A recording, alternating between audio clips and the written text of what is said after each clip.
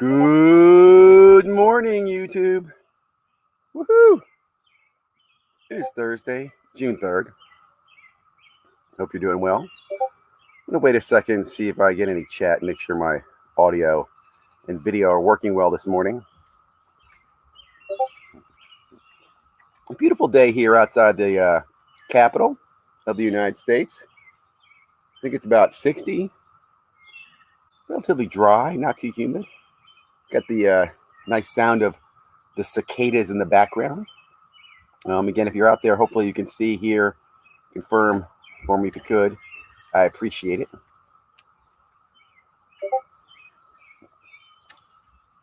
Let's just make sure everybody's good before I get into my chit-chatting.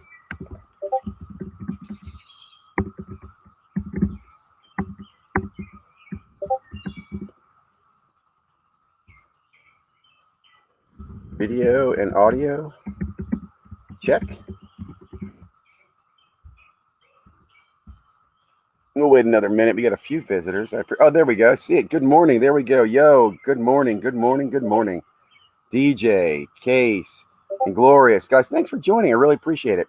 Got a lot to talk about. Hopefully, as I've gotten into this, I'm trying to make this show more to the point, more of value, more topical, just what's going on every morning in the hobby, and kind of give you some places to go research, explore, and so forth. I got to do some more updating. I'll be honest. I need to update links into these daily updates, and I need to change the thumbnail. The thumbnail just saying live every day. I think you need to see what different topics we talk about. So I blame that on me. I'm kind of lazy on that. I do enjoy. I love putting out YouTube content. I really do. But it's just for fun for me. It's not, it's not my job. It's my hobby. Let's take a quick second because you hear the beeping in the background. We're going to jump in real quickly. Oh, you see Groot poking his head out in the back? We're going to take a quick look at a few market things, and then we're going to get into some stories going on in the hobby in just a second. So let's start with over here. I'm in my Card Sniper group here.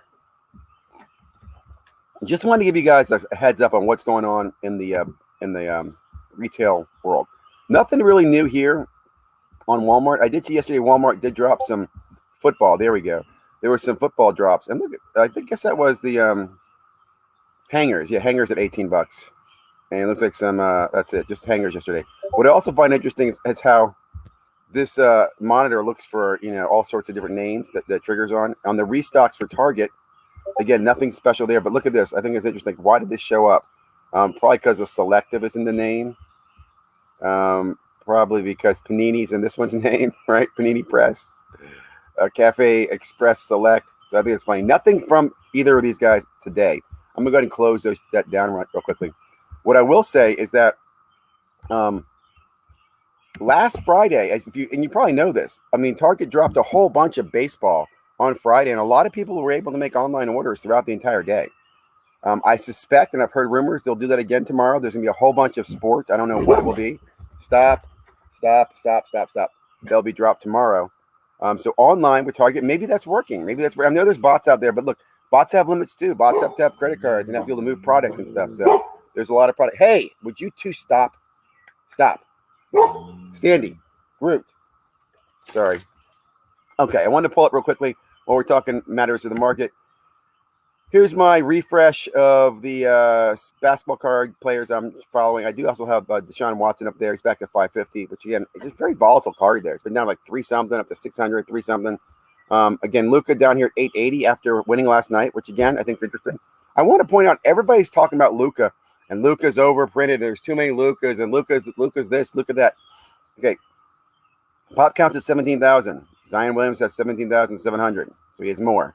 Also, when you come down here to Giannis, look at Giannis. Giannis only has 2,500 pop count, but check out Giannis here. Let's look at, people want to talk about Luka's card being down. Look at Giannis's card down. Okay, this card was at $7,000 during the peak of last year. It was at, what was it? August 11th, it was at $7,000. Even, recently it was in the, 3,500, 4,000 area, I think. Look, in October, in December. And then this card has been on a constant decline. And again, I've been watching this card, and I'm not trying to pick on this card, but a lot of things make me believe this card will go back down to the pre-COVID prices. the most important thing isn't pop count. To me, it's performance and pop count. Giannis is not going to win a ring. Now, I'm sitting there saying this, and he's in the playoffs, but if he wins a ring this year, bless the man. I still don't think he'll justify his prices, but I'm betting he's not going to win a ring this year. He didn't win a ring next year. He's not going to win one next year. And I think that's why his price is like, as soon as he gets eliminated, I expect his prices to drop a couple $100 more. That's my opinion. Do not take my advice for financial advice or anything. But I want to say this: when people want to, complain about Luka's price, Luka's this is a third-year player. Okay, third year, correct? Fourth year, third year, yeah. And he's doing very well in the playoffs. And people are talking about building around him. And the franchise is a much better franchise than the Bucks are. Sorry, guys. So I'm not telling you to buy Luka. In fact, I would probably sell Luka right now. I'd probably buy him back later because there's so many of them, right? There's 17,000 of them. Okay, let's go ahead and talk about a few other things. I just want to remind you guys about the Industry Summit. This is a pretty big deal. If you have questions or thoughts or comments about this, please let me know. I've been doing more research about it. In fact, it's funny. I saw a video yesterday about what are you buying? I'm like, well, you know what? I'm probably buying a ticket to the Industry Summit. If I sell cards, I'm not buying new cards or new slabs, or I'm not buying vintage. I'm probably going to buy a ticket to the Industry Summit. I think that is going to be worth my money for a lot of reasons, and I'll share more about that in the future. Real quickly, here's a Twitter, and I'll go back and check chat in a second here. Check out this. I forget who posted this, but this is on The Economist. Okay, The Economist. Is this like a real economist? I guess he's an economist. Okay. Quick visual on the circulation count dilution before I call it a night on Top Shot. And really what he's showing here, first of all, you can't see this, but the yellow are common moments, the green are rare moments, and the purple are legendary. I don't even see purple on the map here, but green is this little dot that's right there above the yellow. But what it's showing you is that there were 2 million common moments back in February. 2 million. And now there are, is that 2 billion? Is that 2 billion? Do I have to say anything else? And what I'll just say about this, look, I enjoy Top Shot. I do. I'll show you right here. I've got a Top Shot account, right? I've got a collection. I'm collecting Top Shot, but I've been collecting it in the dollars, and I've been collecting for my own reasons, not for this is a profit. I don't think it is. But now looking at that, I'm just thinking maybe Top Shot really is dead. I mean, maybe this is really dead. And I love some of the Top Shot content creators, and I just have to say to you guys, we need to step away sometimes. I really do.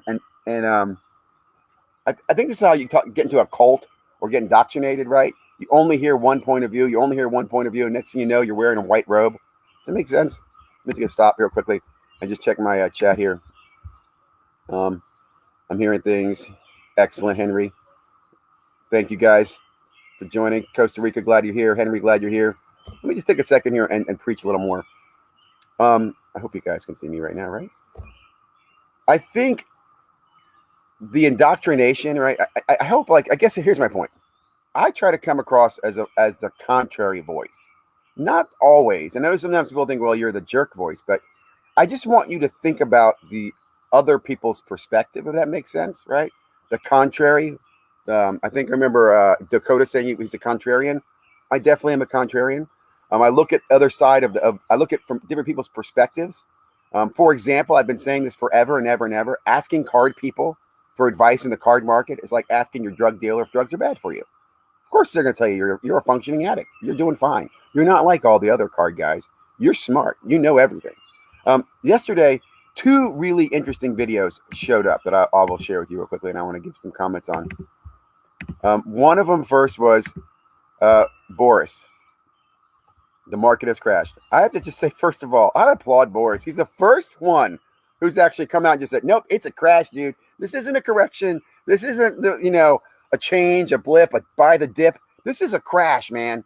Now, he goes on to talk about his thoughts and opinions. Now, let me just give you this. I'll let you watch his video. My background with Boris. Boris is one of the first content creators I followed.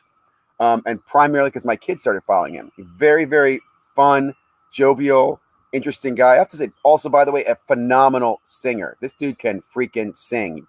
And I say that because his channel used to be a singing channel that he converted into a card channel last year. or maybe he started it, but I remember seeing he had a channel with some singing, and that's meant to be positive, by the way.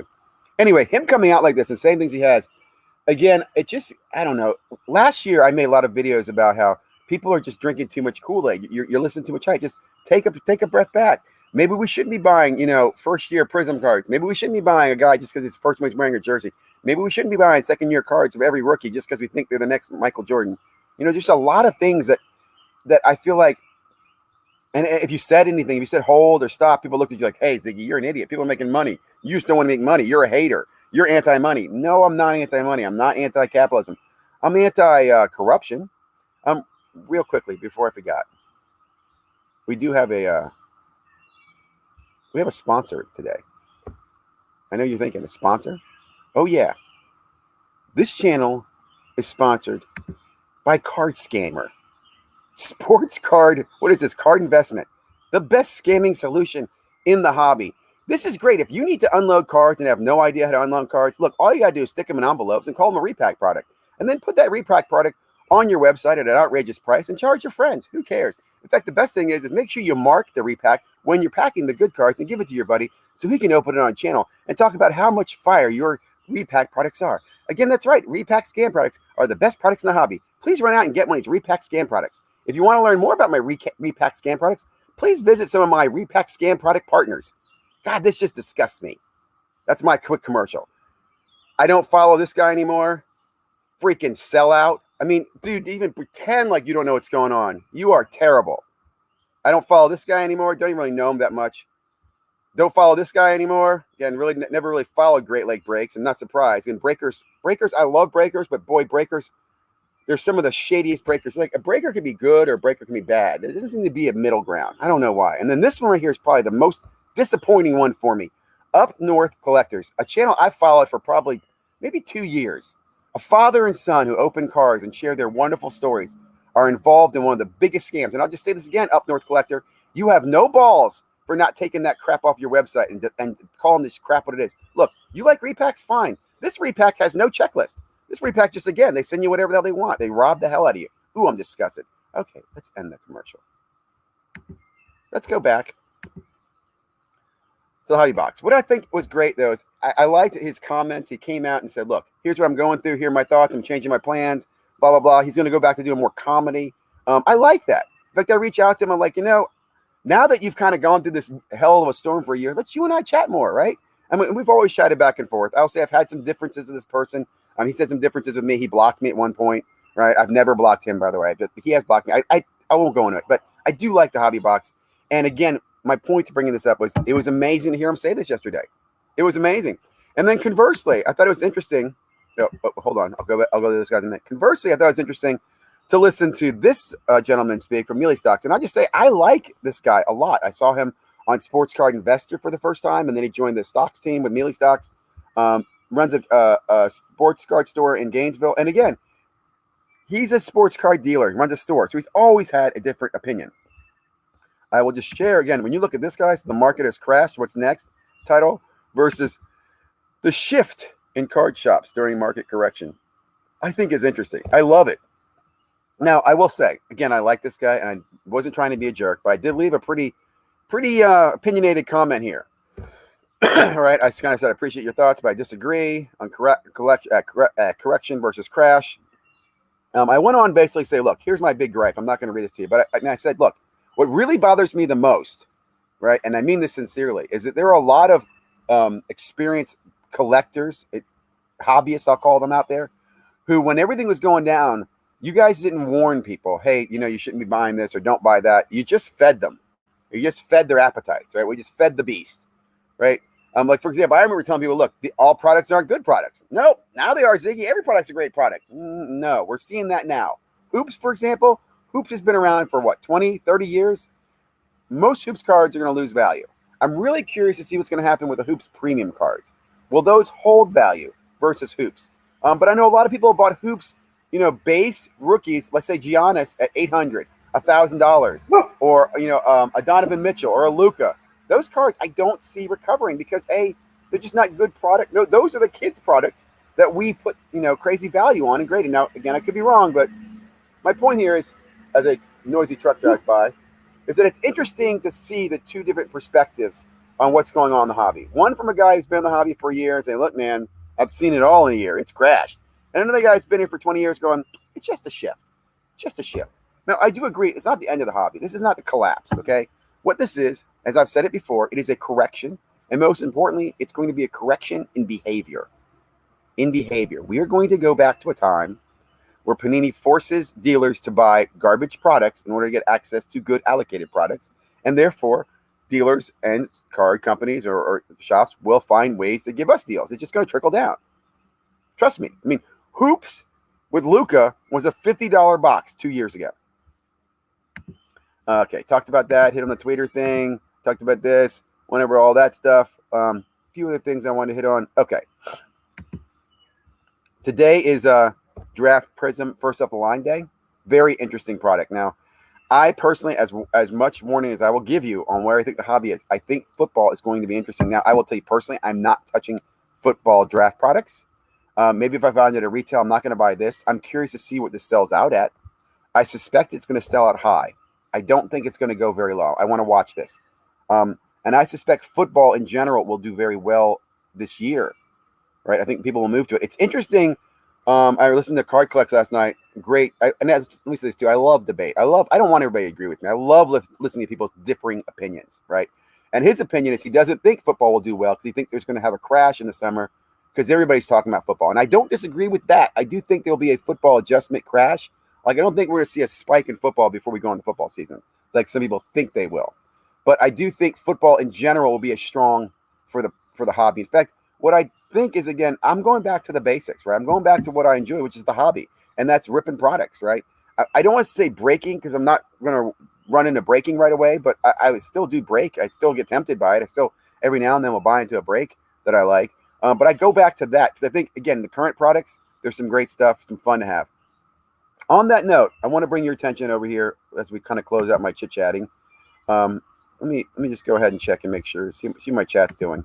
I apologize. I gotta find a way I can watch chat and this at the same time. Ziggy's Coffee has shots in it. It absolutely does, man. Poops. Amen. Got another 50% drop coming from where I am now. I hope not. You know what has been dropping, guys? You know what's been dropping? My subscriber count. I don't share my subscriber count because it's been on the decline. It's like the sports card market. It's in a correction mode. Liquidity is key. Absolutely. Let me just, on that note, it's very, some of those big cards are telling you to buy the GOAT, trade up for a big card. That's nice, but when you need to go liquid on one of those cards, that's very hard to do. And what I mean by that, let's say you get a Luka, a numbered Luka that you put, $5,000 in. It's a great card. And one day you need $5,000, for an emergency in life. You're probably not going to pull $5,000 out of it real quickly. It's going to take some time to move that big card, depending on the market and the market conditions. Where if you had, say, five $1,000 cards, and I'm not going to say they're Lukas, but five $1,000 cards that are a little bit more liquid, that might be a smarter move if liquidity is important. What do you think of grading company situation right now? What do I think of the grading? So I think it's very interesting. Personally, I've always used the bigger guys, right? I've always used BGS and PSA. Have I used SGC? I don't think I've ever used SGC. I bought some SGC slabs. I did recently send a few cards out to Pure Graded X, and I sent some cards out to the grading authority. So I am using those two now. And I think with what's going on, it's very interesting.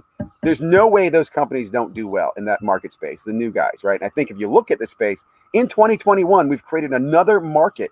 We think of how many jobs were created in grading just in this year alone, right? So that's pretty interesting. CSG really interests me. I think they're getting a lot of attention. I'm looking forward to their workshop end of the month. So to answer your question, I'm not afraid. I'll put it this way. I'm not afraid to grade with anybody because I can crack a case. Okay. So if, for example, I did a grading with a new company, and I didn't like the grades, or I don't like the slabs, or I'm not getting the resale I want, I can crack it. I could sit on it for 6 months, crack it, and send it to PSA or BGS in the future. I will always have a place for PSA and BGS in my plan.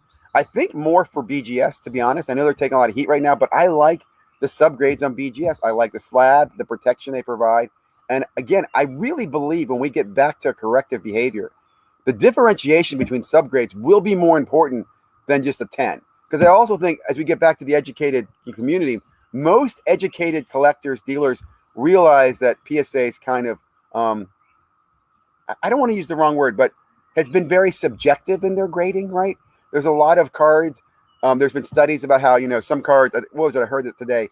If you look at a set of cards, like the most expensive card will have a gem mint rate of say 10%, where everything else has a 30. So that concerns me. That needs to be corrected. Ultimately, Inglorious, I look forward to technology changing the way this is done. And the company that embraces technology on the large scale the most will probably win my business. I'll even say this. Who is that? GMG, the Gem Mint grading. I really like their AI demonstration. I have not seen any but others. I believe HGA has one as well. But I like that. And I'll tell you, here's what I'm looking for, guys. If you small guys are listening to me with the AI, you need to get the AI. You need to get a tech guy, and you just standardize it. Okay. What you need to do is you need to create a recommended standards, like how fat a card should be, long, whatever. I don't know what those are, but come up with the standards and then publish that and find a standards body to submit that to. Hey, we'd like to propose a standard to the blah, blah, blah, blah, blah for sports cards. Do that. Take a leadership role. Make it a draft. And then also share that with others in the community. What you want, we want 1, 2, 3 card companies to adopt a standard, to all agree that, yes, we agree on the standard. That will start the process, in my opinion, to where we want to be in the future, which is, again, AI. And Glorious made a good comment the other day about this. Guys, you're just not paying graders enough money to let them make a decision that impacts your card by thousands of dollars. That's just not going to last too long. I'm very concerned about it. Is there any company that does that? No. I mean, like I said, GMA, I like what I've seen for their AI. And here's another point I want to make real quickly. And I said this too last year. AI grading is not going to be favorable, right? In fact, one thing I said last year when I was talking about technology and I was talking about humans is that the reason we crack and grade with BGS and PSA and crack and so forth is because we're just hoping that one day we get the grader on a day where he got laid last night, right? Or he had a happy morning or whatever it was. So he smiles and he goes, yeah, this is a 10. That's what we're hoping for. We're hoping for a favorable grade. That's why people crack and resub. There's no doubt in that. I understand that. When that will change is when you take the grader out of that equation and it's a standard. It's technology. It's a human with AI. And therefore, the burden is not on how the human feels. It's really on what's the condition of the card. And that is going to be a game-changing moment, okay? But when that happens, I think we're going to see is that AI is going to point out that a lot of the cards coming out are not perfect. You're going to see less and less 10s. Now, here's the question people say is, does that mean 10s today will have more value? I don't know. In my opinion, 20 years from now, I'm going to hope the educated collector, investor, hobbyist looks back and goes, dude, those cards were graded by humans. They're not accurate. Instead of going, oh, those cards have historical meaning because a human graded them. They have more value. I don't know. Maybe that happens. It would make no sense to me. So that's my point on grading. That's why I did the grading video. I wanted you to see all the different options of 9 companies out there in grading. There's more coming. There was one that came up in my menu or my radar, which was Sports Card Society, I think, is grading, which is interesting to me. I don't know. I have not confirmed this, but Sports Card Society is a guy who's basically pushing a business where he offers sales information or recommends cards and stuff. So if he's grading too, that's very interesting to me. Again, not going to critique it, but where am I? I am located in Virginia, outside of Washington, D.C. Still dark there. Okay, let me go ahead and jump into the last few things on my slide. We're in my 23 minutes. Share, jump in my screen. I'll come back and answer any questions and comments. I love this, man. Love the engagement. Okay, so keep an eye on this today. We'll see where this lands. Other things I want to point out. So here we are in the news. I probably should have started here. Sports Collectors Daily, one of the best sites to start your morning with. I start my morning here as well. Kind of goes through what's going on. A lot of great stuff about auctions, blah, blah, blah. Here's Industry Day, right? Talking about that in September with the card show element. That to me is cool, right? You have a card show in Vegas 2 days before. This is a week in Vegas. I can't stay that long in Vegas. I would die. I think the longest I can stay in Vegas is 3 nights before I just get in trouble. I'll just put it that way. What's this? Topps earnings, Northeast show. Topps earnings. I didn't read that one yet. Here's why I did pull this up to you. I want to share this with you. Check this out. 1914 Baltimore News, Ruth sold for a record price. Will hit the fractional shares market. Yep, this thing sold for $6 million. Is that a big deal? I think that's a huge deal, right, guys? Everybody paying attention to that? That's freaking huge. It's from his minor league days. Okay, so big deal. Now, here's what's concerning to me. Here's where it's going to be on collectible. Here's where it's coming. To collectible. Now, do they have the listing on it yet? I thought I saw what they're going to be selling it for. But I might. There it is right here, right? Coming soon. Do we get any information? So $3 per share. Interesting. Why this is interesting to me is this is what I'm concerned about, guys. The guys who are making these big purchases on this page here, right, I think are the fractionals. They're not individual collectors. Why is that bad? Is that I think the core to the hobby is you got to have some big collectors, right? Some guys who are buying up the collections. If it's just the fractionals, that's a canary in the coal mine to me. Maybe I'm wrong. I don't know what you guys think about that. But and why I say that is that I'll put it this way. I know a few people who have some money, right? I don't know anybody who's that rich. But if I had a friend who had millions of dollars, he said, Ziggy, I see you're on sports cards, man. I'm thinking about buying a couple $1 million in cards. I'm going to buy a Honus something or whatever. What would I tell him? I would tell him not to. I really would. I'd be, look, dude, honestly, the market's at its height right now. Why would you jump into this? I would wait. I'd buy something else. I think the opportunity cost for big dollars, there's so much more opportunity in this world right now that we're going through with change, right? And that's a key point to make. When you have a world that's going through change, money has a lot of opportunity in it, especially cash, right? Cash is king in so many ways. So would you tie cash up as an individual collector, investor into one of these cards, or would you put it in something else right now? I think there's too many something else's out there. The other thing that concerns me, and I want to close on this, and then I'll go ahead and go look for chat questions, is this right here. I see too many people talking about all the vintage, right? So this page right here is breakout cards, which I absolutely love this channel. Okay, I'm gonna be honest. One of my favorite channels. If you haven't subscribed already, get over to these guys. Why? Well, two reasons. First of all, I really applaud the hustle. There's two young men that run this channel, and they are hustling. They go to card shows. They put up information. They're building content. I freaking love it. I love their energy. I love this young man right here. I can feel his passion when he's talking. And there's another guy. I forget the other young man's name right over here. This young man, I forget their names, but just big fan. But here's why I like this channel and why you should like this channel. Look at all the fake slabs that they're bringing your attention to. And here's what I love is they explain to you what to look for. What are the problems? Now, let me just go through this list here. We're starting here with Mike Trout. Mike Trout is not, a vintage card. That's only a 10-year-old card.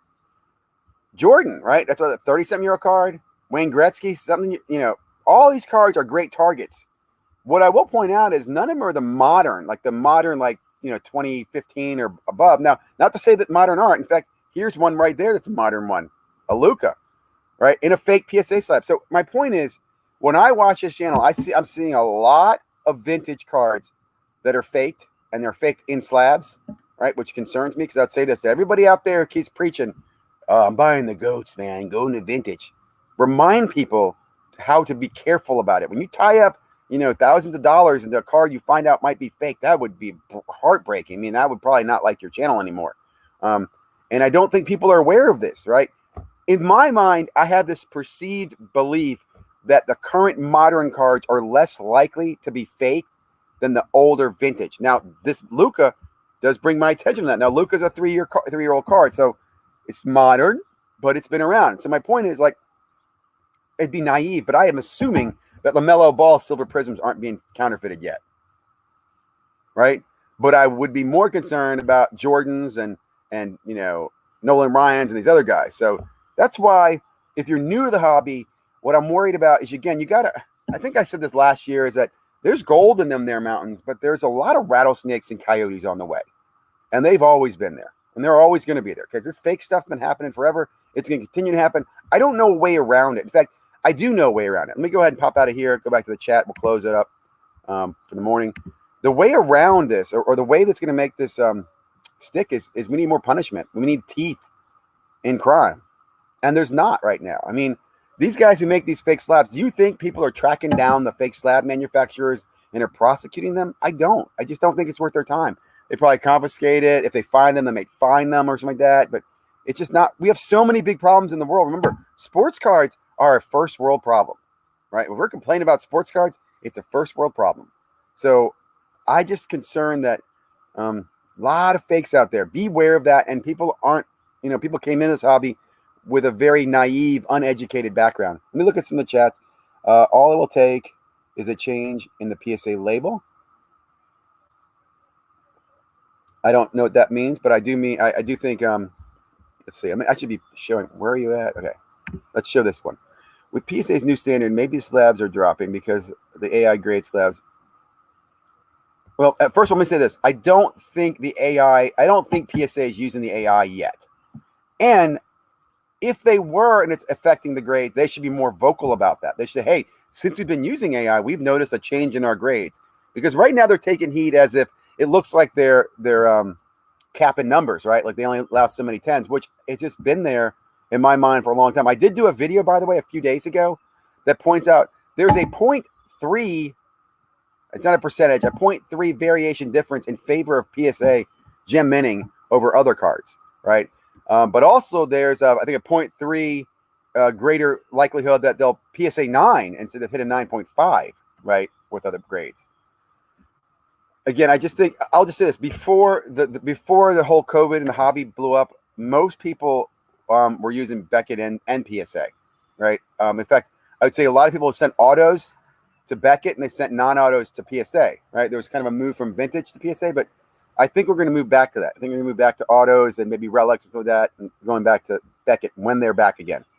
It'll be interesting as to who steps up and can take that market. Who can do a really good job on the thicker slabs, the thicker patches, the NTs, a lot of the NT RPAs do go to Beckett.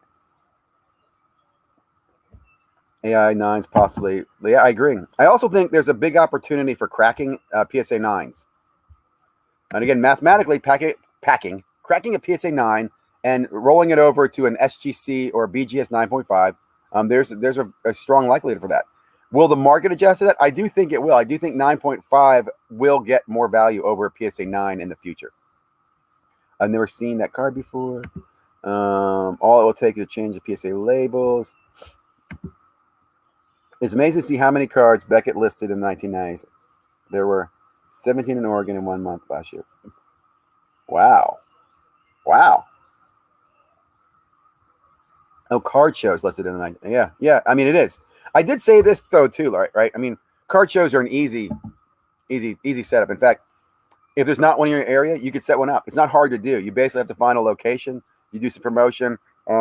It's kind of like a Field of Dreams. You build it and they will come. Right now, card shows are cool. I'm a big fan of card shows. I like the moving around. One thing I'll say, and I'll talk about this more tomorrow, I want to remind people that card shows are not, in my opinion, a place for you to take your cards to sell, right? I know people have been doing that in some of the videos, but traditionally that didn't happen. You might take cards to trade, but most of the time you went to the card show, you were buying the other people's stuff. And the analogy I give is like, if you went to the grocery store, would you take food out of your refrigerator that you want to trade up at the grocery store? No. So I just think it's kind of rude, and it'll be interesting at National. I wonder how many people come to the National with the intent to sell versus come there with the intent to buy. I am going to National, by the way. I'm super excited. I've decided, committed. Gotta lock it in. Hi, JJ Bama. Good to see you.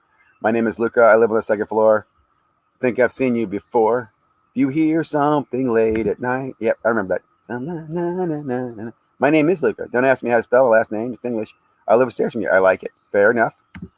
You should check out Retro Hoops Collectibles. He's tracked. I do. And Glorious P, I do follow him.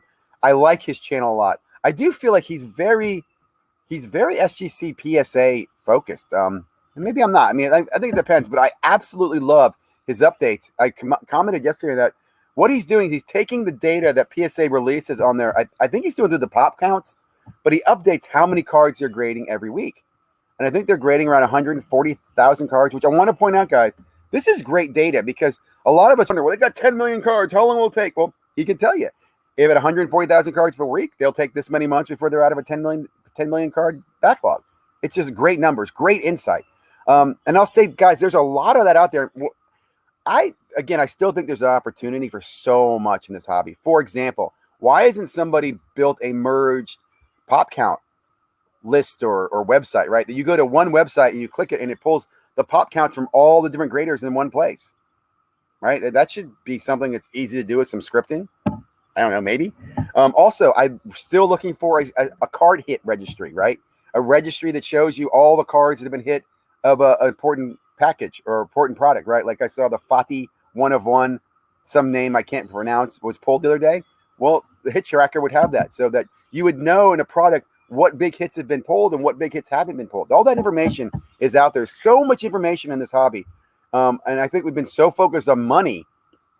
We haven't been thinking about how we make this hobby better in a constructive, productive way that does bring money and jobs to the hobby. So what's this? Junk slab era? Yes, I do think sadly it is. And I think more importantly, because I do not, let me stress this. 10 years from now, when we look back and we call this the junk slab era, I don't want us blaming the grading companies for what is going to be happening. I want us to blame the manufacturers for what's happening, okay? The reason we're grading the way we are grading is because the manufacturers do not give us accuracy and information. We don't know how many they have. They don't compete, so there's no innovation. There's no differentiation. They don't make good cars. Half the cars are not centered. They send us, 8s and encased product. So when you look back, the reason we're in the junk slab error is because we're in the junk shiny chrome era, right? And primarily Panini, and I have to say Topps has been definitely overprinting the hell as well. They're both equally, mostly equally, because Panini's ruining football. Topps is just really diluting baseball. But anyway, I what's the word I'm looking for? I digress. Cameras at National. Yes, absolutely. Cameras will be at National. And somebody mentioned that last night. I want to point out there's no law against me videotaping anybody in public. You can say I don't want to be on video. You can ask me not to. You can come and approach me, but you can't stop me. That's why celebrities can't stop the paparazzi. That's why when you're in a store, there's security cameras everywhere. If you're in public, you do not have the right of privacy that you thought you did. That is gone, buddy. So don't be mad about that. And I'll say I'm not going to be obnoxious about cameras, but yes, I'll be there. I don't have a camera person. I have a plan. Because I'm there for the fun. So yeah, cameras at National will be interesting. I'm super excited about that. National will be 80% content creators filming and 20% actually buying. It could be, JJ. And I'll tell you what, if that's the case, then it's going to be a bad fall, right?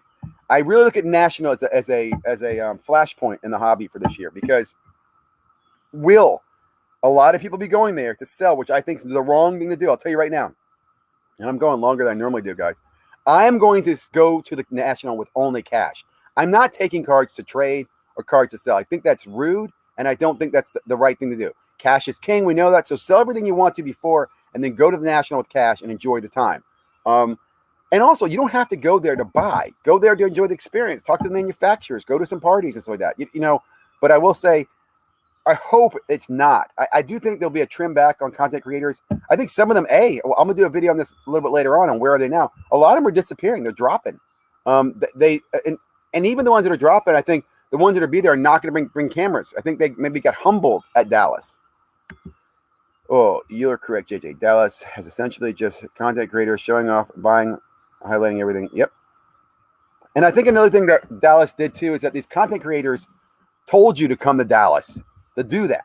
You know what I'm saying? Like, hey, I'm going to Dallas. You're going to Dallas. I'm going to Dallas. Everybody's going to Dallas. Here's how you trade. Let's all go to trade. Let's all go. We're trade up, get goats. Everybody was told that, and they all did that, right? National will be interesting. I think there's a big buzz, people telling you to do that. But I think it's different. We're National. Like, here's my favorite part about the Dallas card show. I saw with Sasha T working the dude who had the autographs, the old man. And his comment was like, I'm going National. I'm not negotiating price. You're going to see a lot of older seasoned dealers at the National who are going to simply be sitting there laughing at the chaos around them. Now, at the same time, as somebody said, that used to be the cricket convention. It really was. I mean, National used to be kind of cricket. So they're not going to be unhappy to see people, but it'll be like, it's going to be fun just to watch people, man. That's a people watching event too. It used to be in the past that the breaking was pretty big at the shows. I'm sure that'll be exciting. I'm wondering if they'll do a content creators booth or something like that, but it'll be fun. I'm talking too much, but I love the comments. And I got a call in 5 minutes. I got to drop off for. So it's funny. You go after repackers and prop up the two biggest gifters in the hobby. Jeff, how much did Jeff pay you? So, Sean, I like you, man. And I'll just say this. I cannot stand repackers. I don't have the same feeling against Jeff that you do. And I'll tell you, I didn't get paid anything by Jeff to do the video. The reason I did the video is I want you and others, whether you like Jeff or not, you have to well, I don't know, you don't have to, but I think you should appreciate his impact on the hobby, right? The hobby would not have the attention it has today if it wasn't for Jeff. Jeff came out, in my opinion, was the first one to say the I word publicly, to call himself an investor, when many people in the hobby were what they were called before. They were called dealers. They were collectors and dealers, right?